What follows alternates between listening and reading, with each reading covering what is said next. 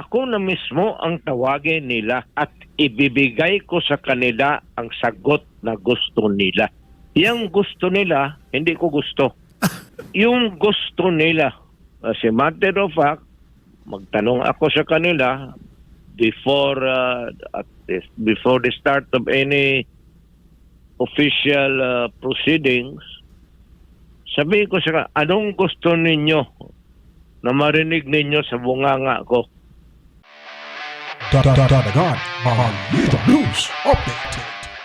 Ngayon nga mga kabalitaan, welcome back na naman ho sa ating reaction video sa mga oras na ito. So kung bago pa lang ho kayo sa ating YouTube channel, bago pa lang ho kayong salta dito, hinihingi ko po yung suporta, paki-subscribe na lang po. Masaya na ho tayo dyan para tuloy-tuloy tayo sa paggawa ng mga reaction video, mga kabalitaan. Tayo po ay magbibigay naman ng reaksyon patungkol ho dito sa panayam ho ni Sir Panelo sa programang Itawag Mo Kay Sir Panelo ng SMNI at kanya pong bisita ngayon through phone call interview si former President Rodrigo Roa Duterte, mga kabalitaan. So marami ho tayong makukuha ang impormasyon nito dahil talagang kakabahan na ho yung mga kongresista dyan sa Quad Committee na yan dahil po ay handang-handa na ngayon si Tatay Digong Duterte na dumalo sa nasabing pagdinig. Gusto niyang mabigyan ng linaw, paliwanag at maintindihan ng karamihan yung mga maling akusasyon laban sa kanya na ito'y kanilang pinaniniwalaan mula sa kanilang mga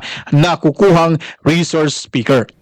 Magandang umaga po sa iyong Sal. Kasama ko si Hana, ang aking co-anchor. Hana J. Magandang umaga sa iyo. Kapatid ito ni Nelia Sancho, yung ating Queen of the Pacific. Anyway, kumusta dating kayo Pangulong Duterte, kayo ngayon ay binubugbog sa Quad Committee ng mga resource persons na napipilitan yata magsinungaling ng gusto. Kayo daw, iimbitahan daw ho kayo ng Quad Committee. Ano ho ba ang posisyon nyo rito? Kayo ba dadalo? Anytime po. Nakatanggap na po ba kayo ng imbitasyon? Wala pa. But I would be happy to appear in both the upper and the lower house of Congress. Preso, makinig ka ha. Gusto kong hearing na yan sa Committee of si Tatay Digong. So maganda-handa na kayo. Yung mga tanong nyo para sa kanya at itanong nyo na sa boss nyo dyan kung ano itatanong para naman tumaas yung SOP ho natin dyan. Ay, pakitang gilas. Magtanong kayo para makita ng taong bayan na totoo ba yung mga mga ipinapakita yung tapang sa ating mga resource speaker. Without preempting the questions to be asked by the Quad Committee, assuming that you received the invitation, assuming further that you attend, ano po bang masasabi nyo sa mga nababasa natin sa pahayagan patungkol sa inyo, patungkol sa war on drugs, patungkol sa mga di umanong kaalyado nyo na bumabaliktad? Ano po bang masasabi nyo ron? Well, let us begin by saying that that is really what is life is all about. Temporary alliances, friendships that are fragile, friendships founded on shaky grounds, but yung friendships that are nakadikit talaga sa lupa, kagaya ng pagkakaibigan natin. There are so many kinds of friendships, and so it does not really surprise me that mga bagay na ito, politiko ako mga bagay na ito at from time to time this kind of little crisis or crises would prop up, and we'll just have to deal with the problem as the way that we should deal with any problem in life. Ganun ang tingin ko, Sal. And because there are many persons already called or about to be called or baka may mga ibang tao pa mag-ano, ay kung ito lang naman, it's all about me, di ako na lang. Bakit pa yung ibang tao? Tama ho. Bakit pa ba yung ibang tao? Ba't ayaw nung ipatawag si Tatay Digong? Ha? Ano bang ikinatatakot nyo? Pwede naman ho siyang direktang imbitahin. Dahil sa haba na ho ng panahon ng ginagawa niyong investigasyon sa Quad Committee na yan, at ang dadami nyo nang nakuha mga impormasyon against sa kanya, ba't hanggang ngayon hindi nyo pa maimbitahan para mabigyang linaw? Para maipaliwanag ng gusto ni Tatay Digong. Talagang halatado na ho kayo dyan sa Quad Committee na yan. Ha? Ba't ba pinapahaba pa? Ang dami nyo ng resource speaker na dumaan sa harapan ninyo, na sumagot, pinakulong nyo, at lahat ay dinidiin si Tatay Digong. Hanggang ngayon, wala pang imbitasyon na natanggap yung ating presidente. Handa naman pala yung ating former president na harapin kayo dyan sa Quad Committee hearing na yan. Ano pa bang ba't yung ba pinatatagalan? Ha? Ba't yung ba pinatagalan? Ha? May ano pa ba? May hinahanap pa ba kayong ibang impormasyon? Ha? Gusto niyo bang malaman na talagang lahat ng mga akusasyon na yan ay talagang ma-prove nyo na tumay-pahintulot yan kay former President Rodrigo Duterte? Ha? Para saan pa ba yung Quad Committee hearing na yan? Halata naman ho na talagang paninira lang. Hindi naman ho kayo korte. O yung Kongreso, hindi naman korte. Yung trabaho nyo dyan ay tagapanday ng batas, tagagawa ng batas. Ha? O gusto nyo, para mabago yung batas, madagdagan yung batas, ituwid yung batas, o ano pa? Ba't parang naging korte na ho kayo, parang naging husgado na ho kayo? Na hindi naman ho kayo mga abogado dyan. Iilan sa inyo, abogado. Pero dyan sa Quad Committee hearing na yan, parang wala ko nalalaman na may abogado dyan Ha? Correct me if I'm wrong kung may abogado ba dyan. Sigurado ho, malamang sa malamang ito ay ginawa nyo dahil may basbas ho ito. Pagkatapos ng basbas na ito, ginawa nyo, pag nanalo ho kayo, sigurado na ho yung SOP na yan, yung Standard Operating Procedure. Ngayon, talagang bukang bibig na ho. Binigkas na ho ng ating former president na siya ay dadalo ho sa Quad Committee hearing. Tignan ho natin. Ha? Kasi sabi ko nga kanina, sobrang tapang nyo dyan. Tignan natin kung kakayanin nyo ba yung tapang ni Tatay Digong. Lahat, maganda na kayo dyan. Lahat ng itatanong nyo dahil sabi niya, kahit anong gusto nyo, hindi ko gusto, gawin nyo. Kasi handa ako maipaliwanag ang lahat na ito, lalo na yan, yung sinasabing kumuha ako ng pulis mula sa INC na binigyang ibang halaga. Ha? Iniba yung kahulugan, iniba yung pagkakaintindi nila. Bakit? Ba't na-generalize yung INC? Ha? Ba't nakaladkad yung INC na yan dyan sa Quad Committee hearing? Isang tao lang hiningi ni Tatay Digong. Dahil may tiwala ho si Tatay Digong sa INC dahil mapagkakatiwalaan. Hindi ho buhaya, gaya ng mga kongresista dyan sa Kongreso. Kumbaga, hindi ho masasayang yung pera ng taong bayan na kanyang gagasusin para ho sa operational funds ho ng ating mga kapulisan. Lalo na sa Drug Enforcement Unit, lalo na sa PDEA. Ang ating kapulisan ho, sila ho may tahas ngayon. Anong time na yon? Tinahasan ho sila para ho mag-operate at kikilalanin yung mga nasa narco list, yung mga nasa watch list, kung totoo ho ba ang mga ito na may partisipasyon ho sa kalakaran sa illegal na droga sa ating bansa. Siyempre, talagang pupunduan mo yan. Dahil ho, yung iba, yung sinasabi, taga dito si Juan, yun pala ay umalis. Paano ba mapupuntahan ng mga pulis kung walang budget? Yung budget nila hanggang within their perimeter lang, within their city lang, within their area. So, siyempre, dadagdagan yung pondo para mahabol at masusubaybayan. Diba? Hindi yung ibig sabihin, yung sa operational funds na yan, ay nandun na ho yung reward money. Yun po yung mali ho. Hindi ho pinapailaliman ng husto ng ating mga kongresista kung ano ba. Nung narinig lamang nila na, may reward money. Talagang nasa isipan nila, reward money na kaagad. Ha? Reward money na kaagad. Yun po yung mali doon. Mamaya, maririnig nyo po, kung ano po yung explanation ni Tatay Digong sa reward money na yan at sa INC na nakalagad na ho dyan sa Kongreso. At si Kamanalo, Eduardo Kamanalo, talagang galit na galit. Lahat ng mga Iglesia ni Cristo, galit na galit sa Quad Committee na hearing na yan. Dahil hindi nyo po talaga pinapahalagahan yung ating yung religious sector na yan, mga kabalitaan. Talagang sinisiraan nyo, talagang iniba yung kahulugan sa sinasabing kumuha ng pulis na miyembro ng INC. So tingnan nyo anong nangyari. Mas lalo hong nawala ng gana yung taong bayan sa inyo. At yung tiwala ho, talagang nasisira na ho. Ha? At hindi na ho mapagkakatiwalaan yung political system mo ng ating bansa. Lalo na ho ngayon sa Bongbong administration, mga kabalitaan. Ako na mismo ang tawagin nila at ibibigay ko sa kanila ang sagot na gusto nila. Yang gusto nila, hindi ko gusto. Yung gusto nila. As a matter of fact, magtanong ako sa kanila before the start of any official proceedings. Sabi ko sa anong gusto ninyo na marinig ninyo sa bunganga ko? Ganon ang ko. Matindi pa rin si Tatay Digong, mga kabalitaan, pag nakapagsalita, no? Akala mo 79 years old na yata si Tatay, 80, no? Pero yung niya, yung consistency ng salita niya talagang andun pa rin, no? Talagang may laman. Buo talaga yung loob na magsabi ng ganon.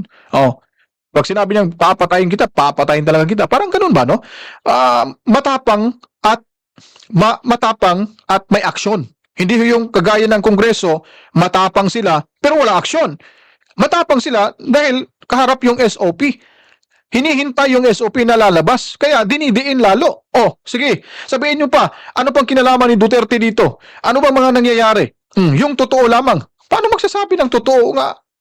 Yung mga nagsasalita nga dyan, wala ng direct participation sa mga kinibigay nilang allegation. Sabi ni ito yung nangyari. Sabi ni Juan, nagbigay ng reward money. Sabi, ikaw resource speaker, nagsasalita ka ng ganon. Wala ka namang kalam-alam personally. Napakahirap po yan paniniwalaan sa korte.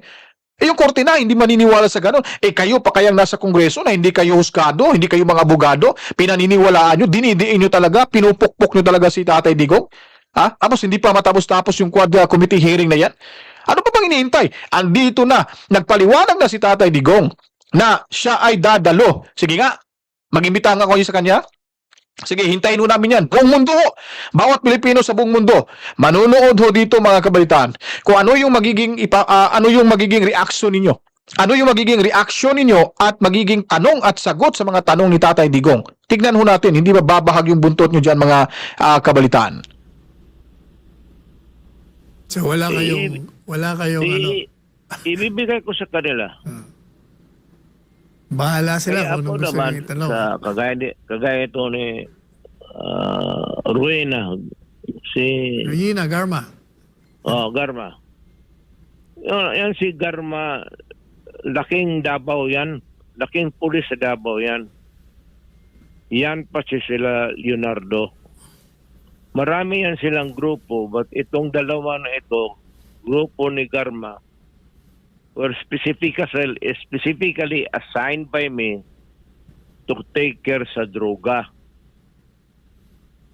Yun ang totoo dyan.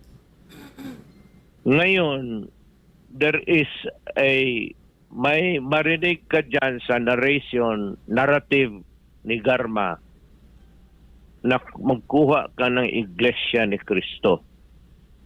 So, ito guys, mga kabalitaan, pakinggan nyo po. Inamin ho ni Tatay Digong. Hindi niya naman ho pinagkaila yan. Inamin niya po na inutusan niya si Garma na kumuha ng pulis na miyembro ho ng INC kahit hindi ho natin kakilala, sabi niya. Kahit hindi ko pa kakilala. Kasi ito yung paliwanag niya. Pakinggan niyo po. Alam mo ba, Sal, kung bakit? Bakit ito? Alam mo bakit? Because ang Iglesia ni Cristo, may tiwala ako at alam kong may ipapatrabaho ako pati pera. Yung si Leonardo ng Iglesia ni Cristo, sabi ko magkuha ka. Hindi naman kailangan na kaibigan mo yan personal. But because of the Iglesia ni Cristo, guys, maasahan mo at yung pera mo hindi masayang, hindi ibulsa at gagastuhin yan para sa project na pinapagawa mo sa kanila. Yan ang totoo. So ano, Kongreso, Quad Committee. So hindi pa lang kayo nagtanong. Sinagot na ho ni Tatay Digong. So ano pa bang itatanong nyo dyan? Ha? Malamang meron pa rin hong hahanap pa rin ng butas tong mga buhayang ito. Para lang makapagtanong ni Tatay Digong. Handa naman to eh. O sige nga. Hintayin ho namin yung sagot ninyo. At hintayin ho namin yung invitation ninyo na ipapadala nyo kay Tatay Digong para ho malaman, magkaalaman ho tayo rito. Ha? Kung sino ho yung totoong public servant to. Kayo ba? Or yung ating former president at yung mga kaalyado nito? Madaling sabi, Ito Mr. na. President, yung pong pinondohan ninyo yung war on drugs. Hindi yung magbibigay ng pera sa mga pulis na pumatay na gaya ng sinasabi ng mga kalaban nyo. Walang pulis na papasok sa ganun. Walang gagong pulis na papasok ng ganun. Makukulong sila. Why would they accept that kind of agreement when it will later on bring their downfall? Magpayag yan sila, bigyan mo ng pera, operational funds. Pagkatapos, from time to time, tanungin ko sila, o tapos na ba? Sir, medyo kulang pa because yung iba nagpunta ng Cebu, yung iba sumibat sa Zamboanga. We have to do more follow-ups. O sabi ko, dagdagan ko yan. Yan ang sinasabi ng reward. Walang reward yan. Hindi ako magbibigay ng reward. Kung ang pinakamaano sila sa akin is pag mission accomplished, is yayain ko sila sa restaurant, magkain kami, and I congratulate them. At mga kabaitaan, kasi naniniwala ko sila sa reward money kasi sila mismo sa sarili nila, may natatanggap din na reward. Kaya, pwede rin sabihin na, nakatanggap nga kami na reward eh. Ikaw pa kaya, Presidente, hindi mabibigay ng reward? Ha? Ganun lang kasimple ho. Simple arithmetic lang ho yan, kaya ipinaglalaban ho nilang maling paniniwala. In other words, yun ang in other words, Mr. President, yun ang pinaka-reward nila. Giving them recognition of doing their work. At saka, palainom mo yung pulis. Bilang mga 2 boteng scotch. Kaya yung nakikita natin sa, iba pumupunta ka man ng doon kay sa sa bar ni Bong. Yun mga pulis na yun man yan sila. Yung magpunta doon na 4, 5 yun yan sila na maripartida ko sa kanila. Hindi yan ang tatanggap ng pera. Nahihiya eh. Yan lang sabi ko. Sige, kapul kayo doon. Inuman tayo. Now, dating Presidente Duterte, meron nung lumabas ngayon sa social media. Inilalabas nila yung sinabi ninyo, siguro mga ilang linggo pa lang kayo na naging presidente o ilang buwan pa lang, kung saan kino-quote kayo. Ang sabi niya ron, bibigyan nyo ng 3 milyon ang sino mang makahuli o makapatay sa mga drug lords. No. Kino-quote, ano bang, yun ang ginagamit nila na nagpapatunay, kita mo, umaalok siya ng 3 milyon para makahuli o ang sabi ko naman, sabi ko, alok yun siguro sa mga tao, hindi sa mga pulis, kasi yung pulis trabaho nila yun eh. Kung baga, magbigay ka ng impormasyon sa mga yan. Basta pera ho yung pag-uusapan dito mga kawitan, lalo na sa sinasabi ni Attorney Panelo na mag-aalok ko ng 3 milyon, yung ibig sabihin hindi ho naman na 3 milyon, kung totoo ho yan, ibibigay sa mga pulis. Kumbaga sa mga informante ho yan. Marami na ho tayong experience sa gano'n, no? Lalo na nung nasa ano pa ho tayo, kasama tayo sa drug operation no, sa ating lugar, may mga reward money ho yan. Kumbaga yung reward money hindi ho nakukuha sa mga operatiba. Dun ho sa mga informante na pag sino yung nakapagturo at kumpirmado, successful ho yung information at talagang napapatunayan, yung first informant ho, siya po talaga yung makakuha nito. Ha? Alam niyo naman ho, pag pera, milyon yung pinag-uusapan, siyempre may kasamang inggit na ho yan. Tapos sasabihin ng Quad Committee, hindi ho basta-basta 3 milyon ipamimigay, reward money lang. Malaking bagay na ho yan, malaking magagawa na ho natin yan sa ating mamamayang Pilipino. Istorya Ito, binibigyan ko sila ng operational funds. Pero ito talaga ang order ko sa kanila. Nagtuturo ako ng criminal law, pati criminal procedure sa Police Academy dito. Go out and hunt for them. This is a recorded history na ito, pabalik-balik na ito. You can, as a matter of fact, you can replay it and replay it again. Fixture na ito. Hanapin mo at arestuhin ninyo kung saan ninyo. Bring them to me.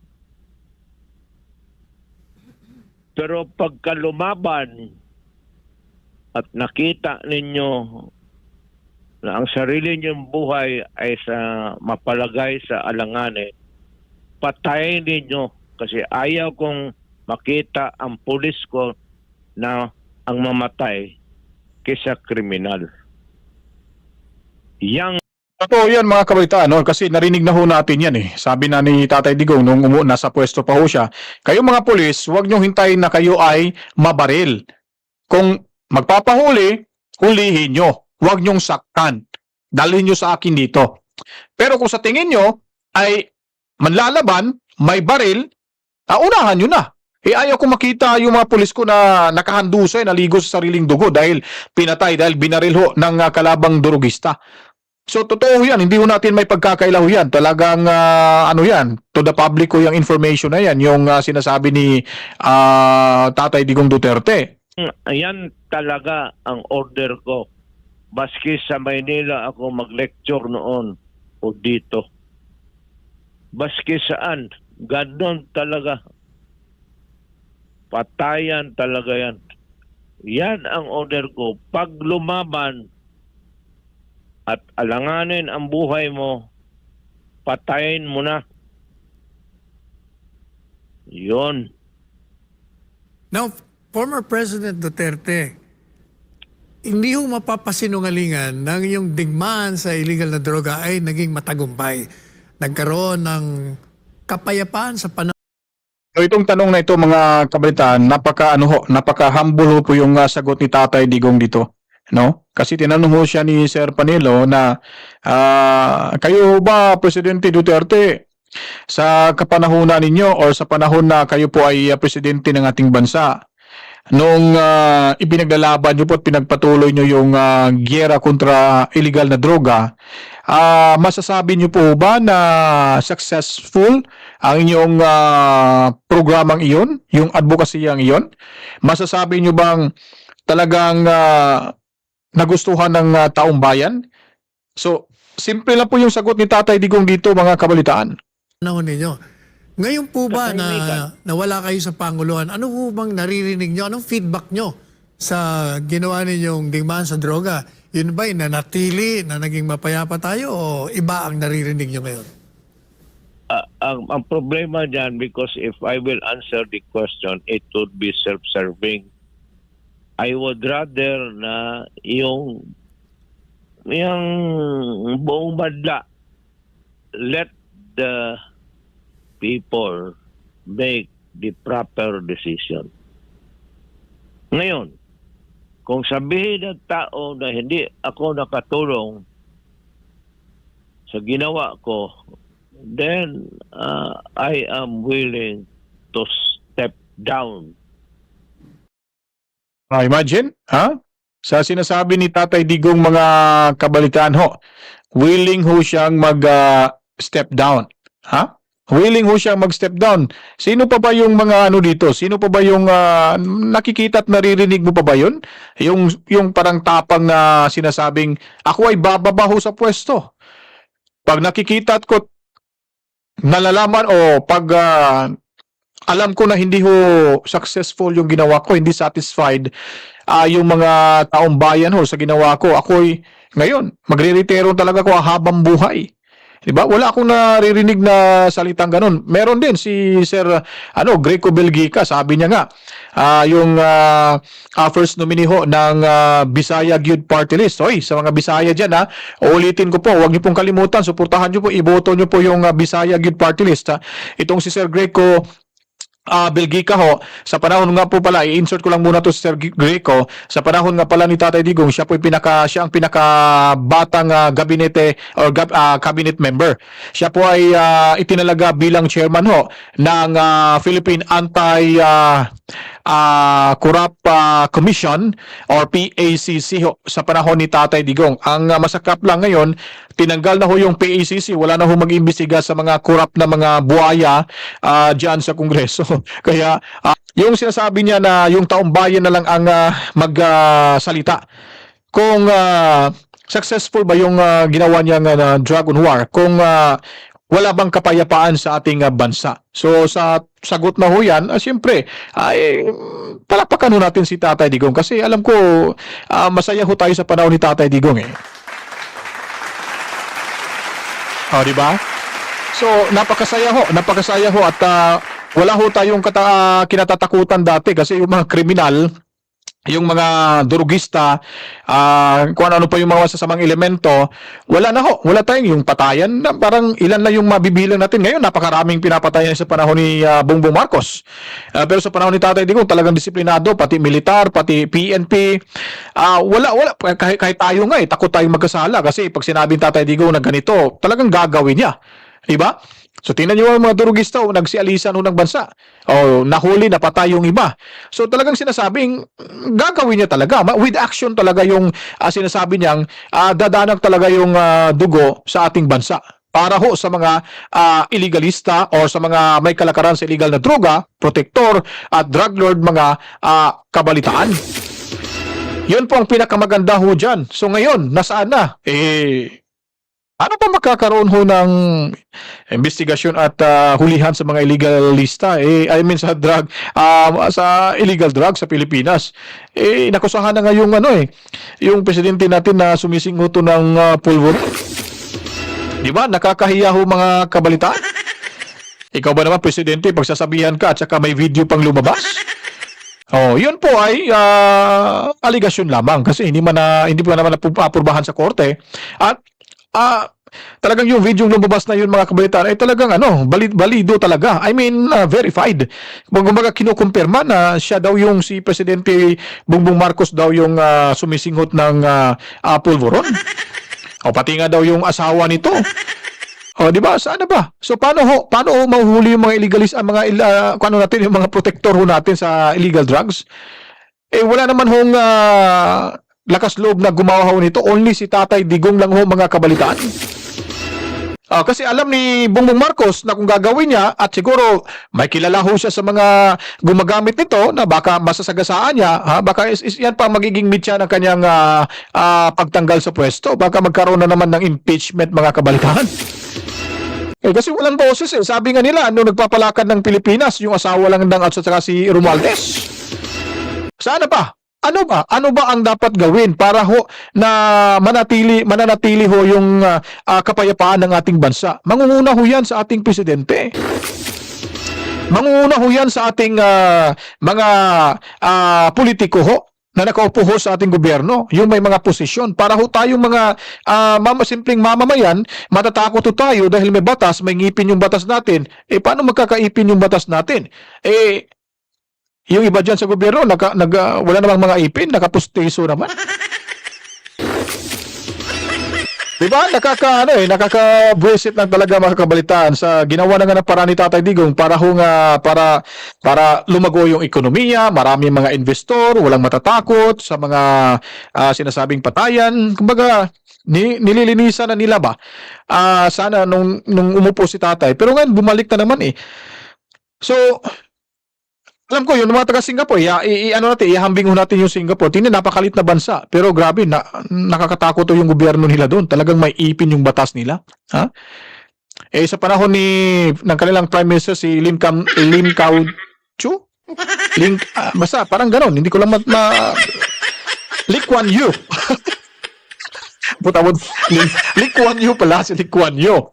O, tingnan nyo po sa panahon ni Lee Kuan Yew, yung matandang Lee Kuan Yew, grabe, tindi yun. Talagang kamay na bakal ho yun, mga kabalitaan. From public office permanently. Kung wala namang silbi yung ginawa ko at yung lahat na namatay at gumana naman yung there was a time na maski saan ka magpunta dito sa Pilipinas, wala namang gumagalaw sa iyo. Kasi nga, wala na yung mga gago. Pero hindi ko sinasabi na sinadya ko pinatay. Kung sabi ko nga sa mga sundalo, give them the chance to fight so that if they fight, then we would be justified in killing them, and that is one problem solved for the day.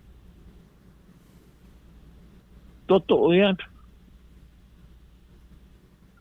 So, Mr. President, inaasahan namin as soon as you receive the invitation, you will respond to it positively and you will be attending the Congressional Committee hearing.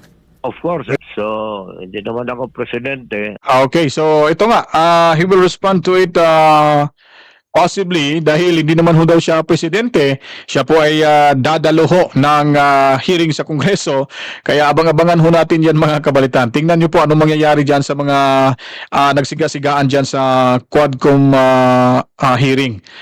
Dito ho natin makikita kung totoo ba yung may tapang ho sila. Tapang na makipaglaban ho sa tiwaling gobyerno. Pero hindi naman ho natin hindi natin nakikita sa kanila yun kasi sila yung mga tiwaling gobyerno eh. Sila yung mga tiwali na nasa gobyerno. Kumbaga ginawa lang yung hearing na yon, yung investigasyon na yon, para ho madungisan yung pangalan ng ating former president.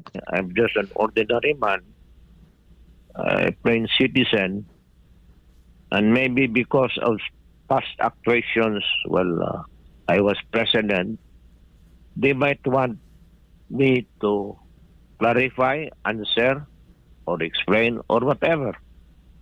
I'm ready for that. Okay, maganda ho yan. So, ibig sabihin nito, giyera na to sa Quad Committee hearing, mga kabalitaan. talagang makikita na talagang may babahag yung buntot nito.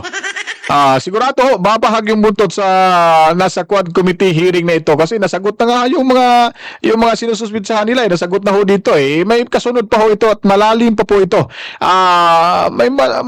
May makukuha pa rin tayong may bibigat na impormasyon laban ho sa mga buhaya diyan sa Kongreso, mga kabalitaan. Kung naniniwala ako dito, may bala na ito si Tatay Digong, handang-handa na ho siya. Kaya, oy, kayo, Diyos Kongreso, oy, makinig kayo. Padala nyo na ng sulat si Tatay Digong. Padala nyo na. Imbitahin nyo na kasi willing naman. Baka, hindi natin alam, baka nasa Maynila na nga to si Tatay Digong eh. Sige, padala nyo na ha. Kasi makikinig kami. Talagang tututukan ho namin to buong mundo. Buong mga Pilipino na nasa iba't ibang bansa ng buong mundo.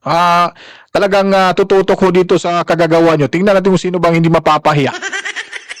Talaga lang. Talaga naman eh. Mapapahiya talaga kayo, mga kabalitaan. Tingnan lang ho natin. Gandang event. Hindi ako atras dan. Sagutin ko sila lahat. Di ba? Hindi daw siya atras. Sino ba bang atras? Simpleng sagot sa tanong? Simpleng mga aligasyon, aatrasan lang ba? Dyan nga sa Mindanao yung gera sa mga NPA, hindi nga umatras si Tatay Digong. Kayo pa kayang wala kayong karanasan sa mga ganyang problema sa lugar ninyo? Hanggang bibig lang kayo, hanggang tapang-tapangan lang kayo, papugi points lang kayo dyan sa Kongreso. Dito si Tatay Digong, hands-on talaga to Based on his experience, nakikita niyo yung mga, ewan ko, ilang tao na kayong pinatay nitong Tatay Digong, mismo siya yung pumatay tinanong nga siya nung may nag-interview sa kanya nung hindi pa siya presidente. Sabi niya, sir, totoo po ba yung isang Chinese na, ano ba yung, may kaso yata yun na pinatay nyo, inihulog nyo sa chopper? Ang sagot ni Tatay Digong, wala naman nakakita dun Tingnan nyo, talagang maraming mapipikon sa totoo lang may mapipikon ho talaga dyan sa Kongreso. Dadaanin lang ho yan sa pikunan Kung pikon ka, talo ka. Si Tatay Digong, mukha nito, makapal na, hindi na to mapipikon. Talagang kinakain na tong hiya nito at saka pikon nito kayo dyan, talagang mapipikon at may mapapahiya kayo talaga kasi wala naman talaga kayong hiya dyan sa Kongreso. Di ba? So wala kayong hiya dyan. Kaya ano lang natin, hintayin na lang natin yung tamang pagkakataon na dadalo ho si Tatay Digong sa inyo. Aasahan po ng taong bayan ang inyong pagdalo.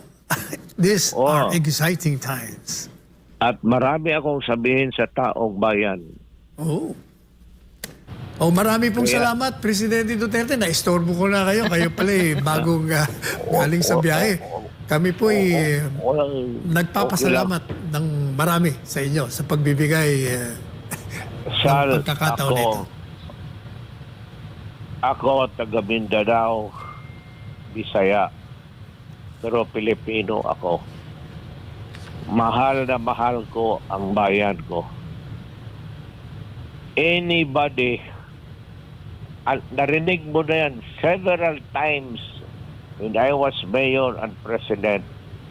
I repeated and repeated it 1,000 times already. Alam na ng taong bayan, whoever wants to destroy my country, and if you will really destroy it, then I will be there to kill you. Okay. Yan ang ipagbilin ko sa tao. Papatayin talaga kita. Yun mga kabalitaan, ang nakakatakot na bilin ni Tatay Digong. Paano pa kaya pag nakabalik to sa pwesto sa national position, na national level? No? Talagang kakabahan na naman tong mga walang kwentang politiko. Sabi pa nga niya, if you are the destroyer of my country, I will be there to kill you. Malaking yan, malaking kabaho yan. Kakabahan ka talaga pag alam mo sa sarili mo, destroyer ka sa ating bansa. Ang ibig sabihin na destroyer yung pong mga illegalista Hindi yung lahat-lahat na pag sinabing destroyer, yung makakasama ng ating bansa, yung gagawa ng hindi maganda sa ating bansa, lalo na yung mga drugista, protector, mga nagbebenta, nagtutulak, gumagawa ng illegal drugs, mga kriminal, mga rapist, lahat-lahat na yun po ay in general speaking destroyer ng ating bansa. Talagang andyan andyan lang talaga si Tatay Digong para protektahan tayo dahil siya po ang papatay sa kanila. So nakakatakot itong bilin na ito ni Tatay Digong. Naririnig niyo ba to sa ibang mga politiko? Naririnig niyo ba to sa mga kongresista dyan na nagpapalaki lang sa kanilang puwet? Nagpupugi points na lalo na itong si Congressman Dante. Talagang Dante ba yung apelyido nun, yung artista? Kala mo kung maswerte ka lang kasi nasa pwesto ka, naging kongresista ka. Maswerte ka kasi yung yabang mo sagad hanggang buto. Walang kukontra sa iyo kasi marami kayo diyan. Pero pag bumaliktad na yung mundo, kasi bilog yung mundo, pag bumaliktad na naman talagang magtago na kayo sa saya ng asawa nyo kasi habulin kayo. Pero ito yung grupo ni Tatay Digong, sabi nga ni Belgica, aayusin lang natin yung kongreso. Tatanggalin natin yung mga buhaya. Tuloy-tuloy pa rin po tayo sa trabaho. At ipagpatuloy po yung nasimula ni Tatay Digong. Ganun Sana, yung mga politiko nating natitira, sana, kanya sana sila mag-isip, yung ikabubuti ng sambayan ng Pilipino, ng taong bayan, at ikakalago ng ating ekonomiya, Sana may wisdom silang ganun. Sana may political will sila sa sarili nila. Ba't pa sila naging politiko? Ano bang purpose nila?